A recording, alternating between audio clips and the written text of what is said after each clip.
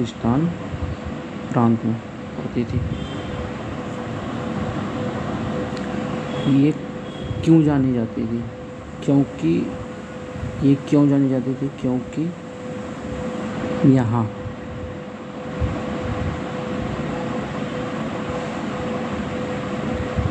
पूर्वगामी जो संस्कृति थी, यहाँ का जो मानव था वो बड़ा विकसित था। वो केवल खाद्य पदार्थों का उपभोक्ता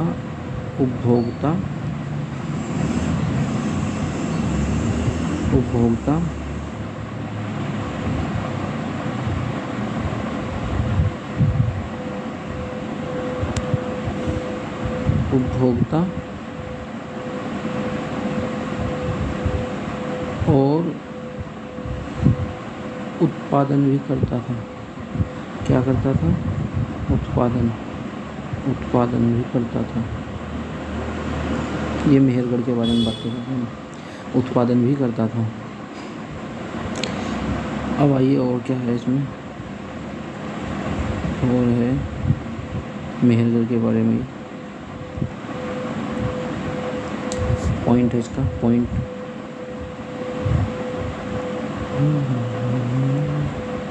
नंबर 1 कृषि, जहाँ कृषि थी, कृषि का कार्य करते थे। ठीक है। नंबर 2, अब कृषि होगी तो पशुपालन भी करेंगे, पशुपालन। ठीक है। ये इन चीज़ों से जब कृषि हो रही थी तो जाहिर सी बात है कि फसलें उगाई जा रही होगी। ये इन चीज़ों से पूरी तरह परिचित थे। क्या थे? परिचित थे पूरी तरह इन चीज़ों से। समझ रहे हैं? इन चीज़ों से परिचित थे। कौन? मेहरगढ़ के। ठीक है।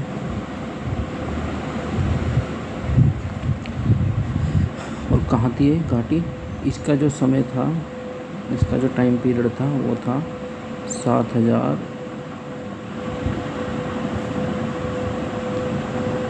ईसा पूर्व। ठीक है, मानी जाती है। और नदी थी इसके पास में, बेलन नदी। जब मैं मैपिंग की क्लास लेकर आऊँगा तो समझाऊँगा। बेलन नदी के किनारे बसा हुआ था ये तो रहा किसके बारे में? प्राचीन इतिहास के जो बेलन नदी और मेहरगढ़ के बारे में। ठीक है, आगे देखते हैं। चलो,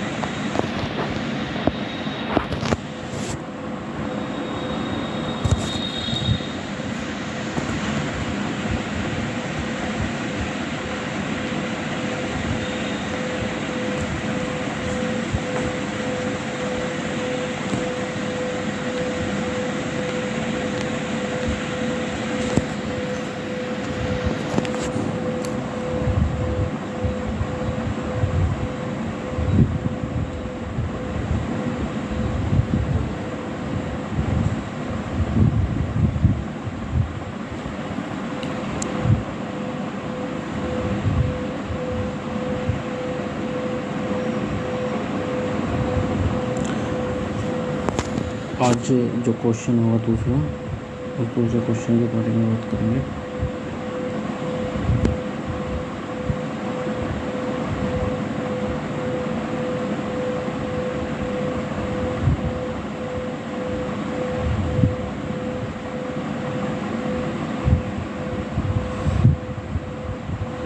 क्वेश्चन है,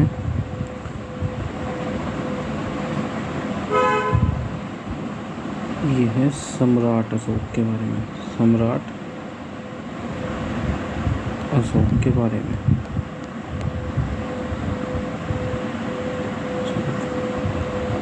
जो भी इम्पोर्टेंट होंगे उसी के बारे में बात करेंगे। पॉइंट है इसका, सबसे पहले इनकी जो लिपि पढ़ी गई थी, एक जेम्स प्रिंस पे थे, प्रिंस शेप थे, ठीक है। ये बी इसलिए लिखा क्योंकि ब्रिटिश BOF, ये ब्रिटिश ऑफिसर थे, इसलिए मैंने बी लिखा। और इन्होंने कौन से सन में, 1837 में, कौन के सन में, 1837 में, समझ रहे ना, 1837 में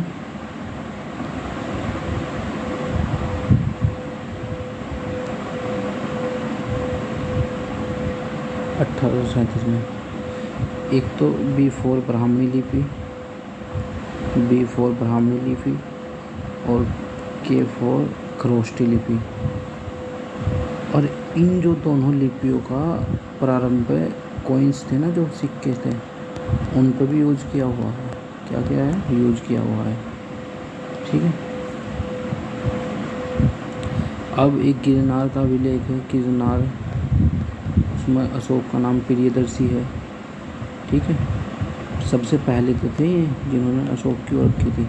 अब ऐसा नहीं कि अशोक से पहले, अशोक के बाद थे दूसरे नंबर पे। मैं बताता हूँ, फर्गुसन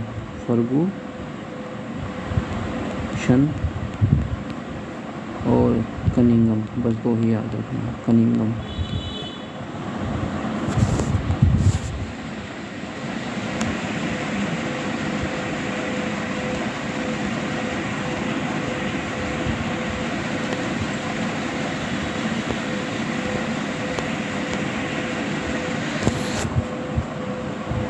ठीक है, जो तीसरा क्वेश्चन है, तीसरे क्वेश्चन के बारे में बात करेंगे। तीसरा जो क्वेश्चन है,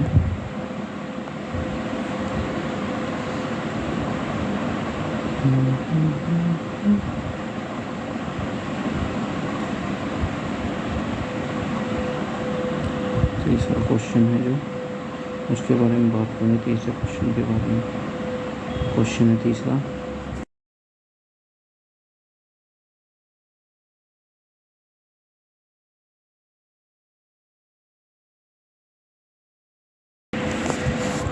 ये देखते हैं प्रेम कहानी भाई की।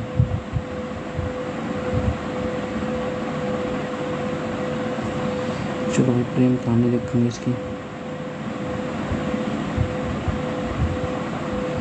इसकी प्रेम कहानी। ये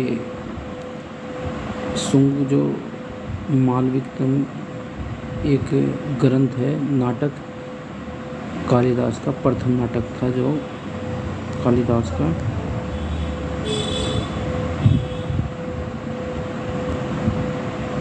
फर्स्ट नाटक, कालिदास का, किसका, कालिदास का।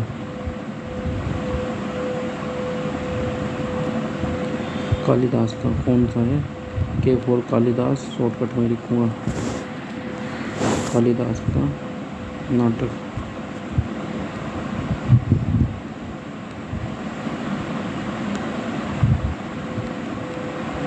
कालिदास का नाटक है, प्रथम नाटक था, उसका नाम था मालविकाग्निमित्रम।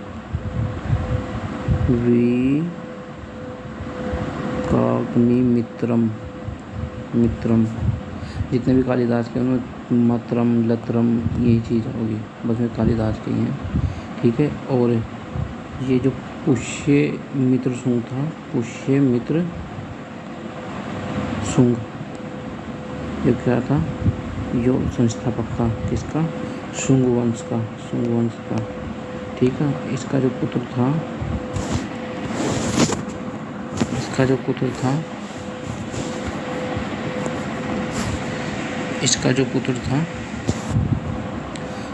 था इसका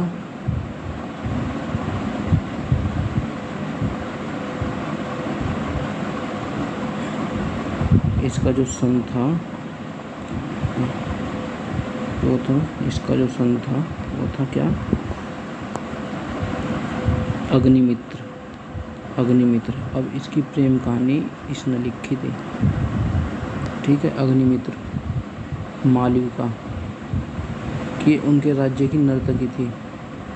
मालविका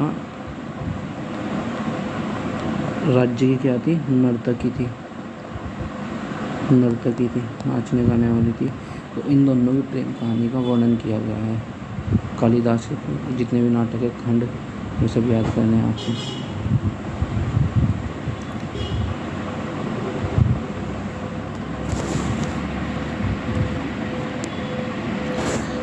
अब आज हम पढ़ेंगे एक और चीज़ के बारे में।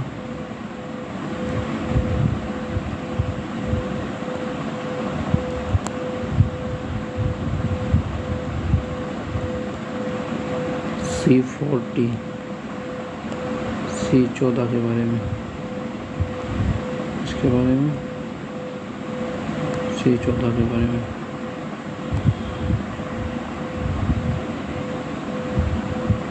C14 के बारे में है भाई। भाई लिखने का भाव है, क्या करें, कोई अच्छा डिजिटल बोर्ड होता तो लिख कर समझाते बढ़िया, इसलिए C14 के बारे में।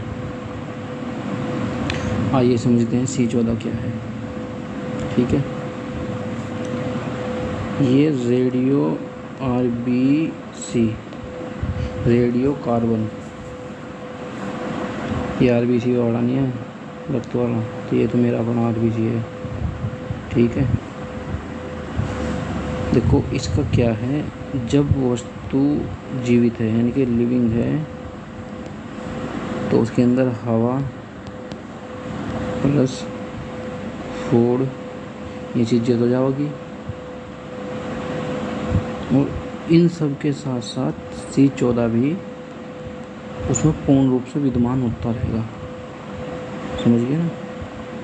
C14 भी पूर्ण रूप से क्या होता रहेगा, विद्यमान होता रहेगा, C14 भी।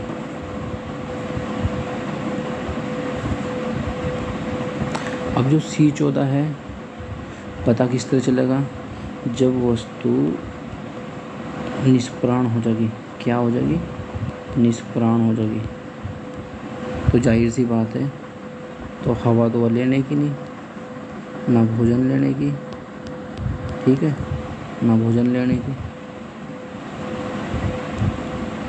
तो जो C14 है उसमें क्षय होता रहेगा, ठीक है, क्योंकि हवा और भोजन तो लेना हो क्या हो कर देगी, वो बंद कर देगी बिल्कुल, समझिए ना। तो इसे मापने के लिए C14 को, तो इसे मापने के लिए इसका निर्धारण करना पड़ेगा, किसका, C14 का, वस्तु में। उससे पता चल जाएगा कि वस्तु कितनी पुरानी है, ठीक है।